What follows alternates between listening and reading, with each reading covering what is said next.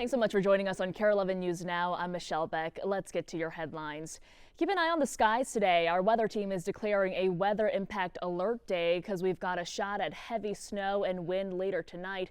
Ben will have a much closer look at your forecast coming up in a little bit.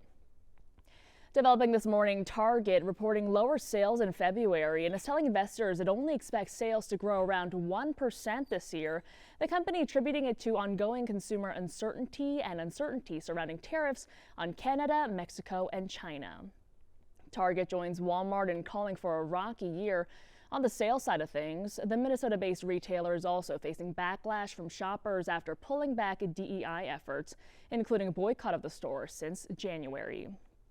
New this morning, goods coming in from Mexico, Canada, and China all being slapped with new tariffs. It's part of the Trump administration's efforts to push back on illegal immigration and drug trafficking into the U.S. Mexican and Canadian goods being hit with a 25% tariff, and goods from China are at 20%.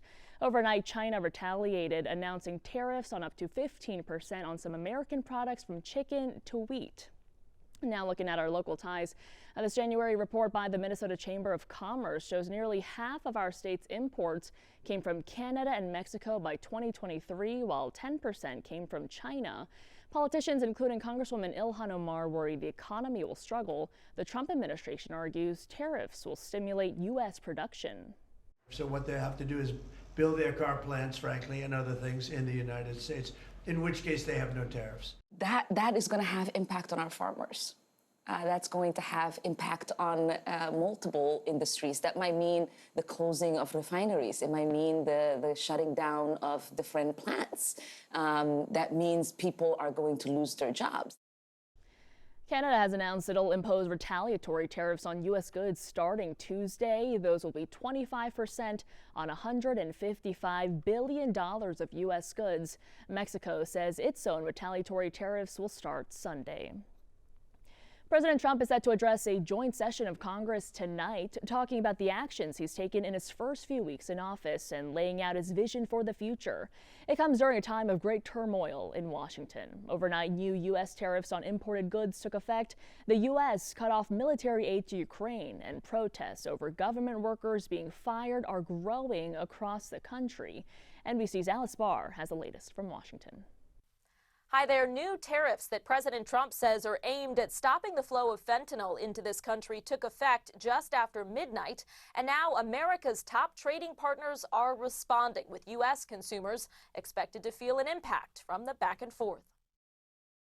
This morning, trade tensions ramping up, with China announcing retaliatory tariffs on some U.S. food imports. Canada vowing similar steps in response to new U.S. tariffs that took effect overnight, including a blanket 25% tariff on all imported goods from Canada and Mexico, and an additional 10% on Chinese imports. What they have to do is build their car plants, frankly, and other things in the United States, in which case they have no tariffs. American companies now bracing to eat added costs or pass them along to consumers. This Michigan auto parts producer imports 30% of its materials from Canada. It means dramatically increased costs that we might not be able to recover. At the same time, President Trump pausing military aid to Ukraine, according to two U.S. officials. After a public clash, the president asked what it would take to restart negotiations with Ukrainian President Volodymyr Zelensky toward a peace deal with Russia. I just think he should be more appreciative, because this country has stuck with them through thick and thin. Democrats urging swift action. Without our assistance, this gets very, very hard for the Ukrainians. And by the way, it gets easy for Russia. This is what Russia wants. Democratic lawmakers also inviting fired federal workers to President Trump's address to Congress tonight. Erin Rehill lost her job with the Cybersecurity and Infrastructure Security Agency after her boss assured her she was safe. We have justified why you're vital to the organization. She wants to put a face to the nation's federal workforce. When you work for this country, you feel a pride in the work that you do. As President Trump prepares to defend his vision for the country. In a new interview, Vice President Vance said President Trump will focus tonight on successes in his first weeks in office. There are also key challenges to address, including rising inflation and a government shutdown deadline looming next week. Issues we may hear about in the Democratic rebuttal from Michigan Senator Elissa Slotkin. In Washington, I'm Alice Barr. Back to you. Now the latest on the Pope, as the Vatican says he's remained alert and cooperative with doctors despite 2 respiratory failures yesterday. NBC's Ann Thompson has that story. This morning, a new urgency in the prayers for Pope Francis. The 88-year-old leader of the Catholic Church had another setback Monday in his battle with double pneumonia, suffering 2 acute respiratory failures when mucus in his lungs made it harder for the pontiff to breathe. Doctors performed a bronchoscopy after each incident, placing a thin tube with a camera into his airways. The mucus buildup is a consequence of pneumonia. A Vatican source says blood tests show no new infection and the Pope doesn't have a fever. It's another setback in under a week after Francis had a respiratory issue Friday. And doctors are closely watching how well the Pope, who has had long-standing health issues with his lungs, is breathing. Austin Ivory is a papal biographer and co-author of a book with Francis. This is the longest hospitalization of his papacy. If he comes back and if his health is diminished, do you see him resigning? So he's always said that for him the papacy is for life. And we've seen that he doesn't mind being a frail pope. In other words, he doesn't have to be in the best of health. In his Sunday prayer, Francis wrote about the blessing that is hidden within frailty and said he is thankful for the opportunity to share in body and spirit the condition of so many sick and suffering people. The faithful encouraging that spirit at last night's rosary for Francis, praying for his well-being. Heads up, runners. Registration for the Medtronic Twin Cities Marathon opens this morning. This is a first-come, first-served registration, and this year's race is capped at 12,700 entries. The event brings more than 30,000 runners to the area to participate in 1 or more races. Those take place October 4th and 5th this year. Well, something new is coming to the Vikings TCO Stadium. The team partnering with local colleges to launch a women's flag football league. Heidi Wigdahl shows us who's getting in on the action.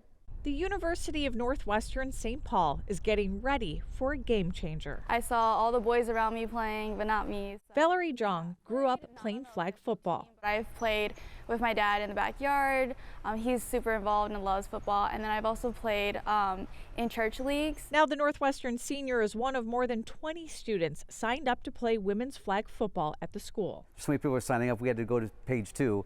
Of the interest level, from current athletes, girls who played flag in high school. Matt Hill, director of athletics, says 6 months ago the Vikings approached Northwestern about the opportunity. I know nationwide in the world of athletics it's catching fire. There are conferences now that are sponsoring it. The Vikings are partnering with 6 NCAA schools in and near Minnesota to launch the Women's League. Augustana University, Concordia College, Gustavus Adolphus College, Bethel University, Northwestern, St. Paul, and the University of Wisconsin-Stout.